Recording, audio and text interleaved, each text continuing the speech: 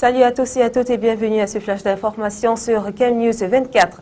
Journée mondiale de la liberté de la presse, la 20e édition se célèbre cette année sur le thème « Parler sans crainte et assurer la liberté d'expression dans tous les médias ».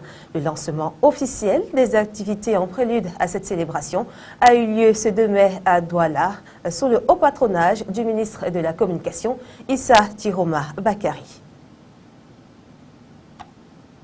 Revendication des enseignants. Le gouvernement veut éviter les débrayages à l'approche des examens. 5 de ses membres et des responsables des syndicats des enseignants se sont retrouvés ce jeudi 2 mai 2013 au sein d'un comité ad hoc à l'effet d'examiner la revendication des seigneurs de la craie et procéder à l'évaluation ou des travaux de leurs différentes revendications.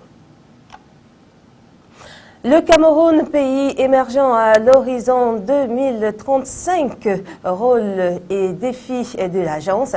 C'est ainsi le thème qui guide les travaux de la toute première conférence annuelle services centraux et déconcentrés de l'agence de service civique national de participation au développement depuis ce 2 mai 2013 au palais de congrès de Yaoundé. La cérémonie d'ouverture était présidée par le directeur général de l'agence, Ayou Oswald També, en présence des représentants des ministres de la Jeunesse et de l'Éducation civique et des Finances, ainsi que des administrateurs de l'agence.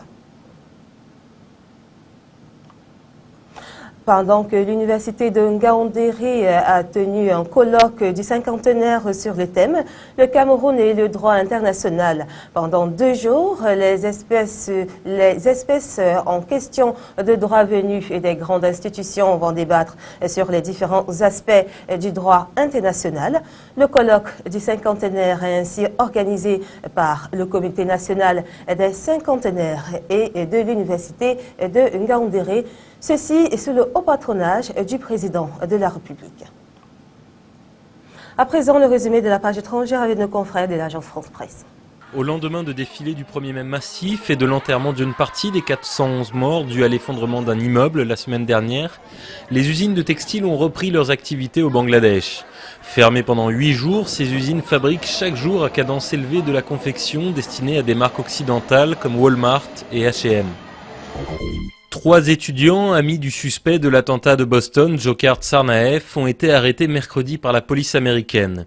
Ils sont accusés d'entrave à la justice pour avoir récupéré dans la chambre du suspect son ordinateur et son sac à dos, quelques heures après que le FBI eut dévoilé les photos des frères Tsarnaev. La rigueur jusque sur les plages. Les Français ont prévu moins de départs et moins d'argent pour les vacances d'été cette année, d'après un sondage OpinionWay pour le site voyagermoincher.com. Pour l'instant, seuls 53% des internautes sondés ont prévu de partir cet été contre 73% en 2008. Déjà un quart des Français savent qu'ils ne partiront pas. Dailymotion restera français. Arnaud Montebourg, chantre du Made in France, s'est personnellement opposé à un rachat à 75% par Yahoo du capital de la pépite tricolore du web. Une décision qui n'est pas du goût de Stéphane Richard, le patron de France Télécom, qui est l'actuel propriétaire de Dailymotion. Il a rappelé jeudi l'indépendance de son groupe. Elle est petite mais fait parler d'elle comme une grande. L'Uruguayen Rafael Atijas a créé une petite guitare de 74 cm de long en bois et à construire soi-même qui se vend comme des petits pains au Japon, en Nouvelle-Zélande ou aux États-Unis. Des profs américains l'ont même élu comme l'un des meilleurs outils pour apprendre la musique aux enfants. Et au niveau du son,